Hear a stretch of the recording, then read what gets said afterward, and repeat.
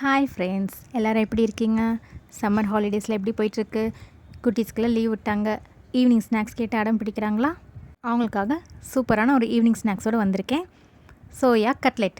இது குட்டீஸ்க்கு மட்டும் இல்லைங்க, பெரியவங்களும் விரும்பி சாப்பிடுவாங்க. வாங்க எப்படி செய்யலான்னு பார்க்கலாம். இது செய்ய 3 உருளைக்கிழங்கு, 1 கப் சோயாவை வேக வச்சு எடுத்து வச்சுக்கோங்க. சோயாவை சுடு தண்ணியில் போட்டு எடுத்து வச்சுக்கோங்க. உருளைக்கிழங்கை வேக வச்சு எடுத்து வச்சுக்கோங்க. ஃபஸ்ட்டு நம்ம உருளைக்கிழங்கு நல்லா கட்டி இல்லாமல் மசிச்சு எடுத்துக்கலாம். வேக வச்ச சோயாவை சாப்பரில் போட்டு நல்லா சாப் பண்ணி எடுத்துக்கோங்க. உங்கள்கிட்ட சாப்பர் இல்லைன்னா குட்டி குட்டியாக உதுத்து விட்டுக்கோங்க. இல்லைன்னா குட்டி குட்டி பீசஸாக கட் பண்ணி கூட போட்டுக்கலாம். நல்லா தான் இருக்கும். நல்லா ஃபைனாக சாப் பண்ணியாச்சு. இது நம்ம ஒரு பவுலில் மாற்றிக்கலாம். சாப் பண்ண சோயா, வேக வச்ச உருளைக்கிழங்கு, பொடியாக நறுக்கின பெரிய வெங்காயம் 1, கொத்தமல்லி தழை, கருவேப்பிலை, மிளகாய்த்தூள், கரம் மசாலா, கார்ன்ஃப்ளவர் மாவு,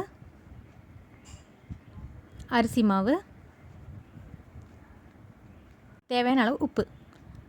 நான் மெஷர்மெண்ட் எல்லாமே டிஸ்கிரிப்ஷனில் மென்ஷன் பண்ணுறேன், செக் பண்ணிக்கோங்க. இப்போ இது எல்லாத்தையும் நல்லா மிக்ஸ் பண்ணிக்கலாம். தண்ணி எதுவும் தேவைப்படாது, சோயாவில் இருக்கிற தண்ணியே போதுமானதாக இருக்கும்.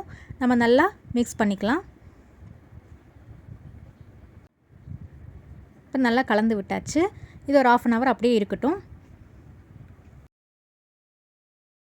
நம்மளோட கட்லெட் மாவு ரெடி ஆயிடுச்சு. கட்லெட் ஷேப்புக்கு மாவு ரெடி பண்ணி வச்சுக்கோங்க. ஒரு பேன் வச்சுக்கோங்க. பேன் நல்லா சூடானதும் எண்ணெய் ஊற்றிக்கலாம். எல்லா சைடும் எண்ணெய் ஈவனாக ஸ்ப்ரெட் பண்ணி விட்டுடலாம்.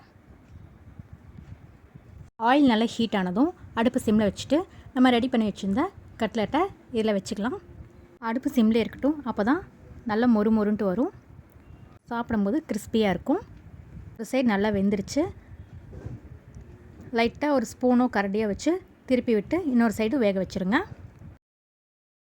2 சைடும் சூப்பராக வெந்துருச்சுங்க. வெளியே கிறிஸ்பியாகவும் உள்ள சாஃப்டாகவும் சூப்பராக இருக்கும் சாப்பிட.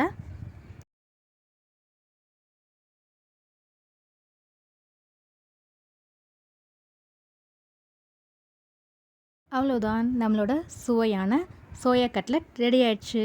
இதே மாதிரி நீங்களும் உங்கள் வீட்டில் ட்ரை பண்ணி பார்த்துட்டு எப்படி இருந்துச்சுன்னு கமெண்ட்டில் சொல்லுங்கள். நம்ம சேனலை ஃபஸ்ட் டைம் பார்க்குறீங்கன்னா மறக்காமல் சப்ஸ்கிரைப் பண்ணிடுங்க, லைக் பண்ணுங்கள். தேங்க்யூ.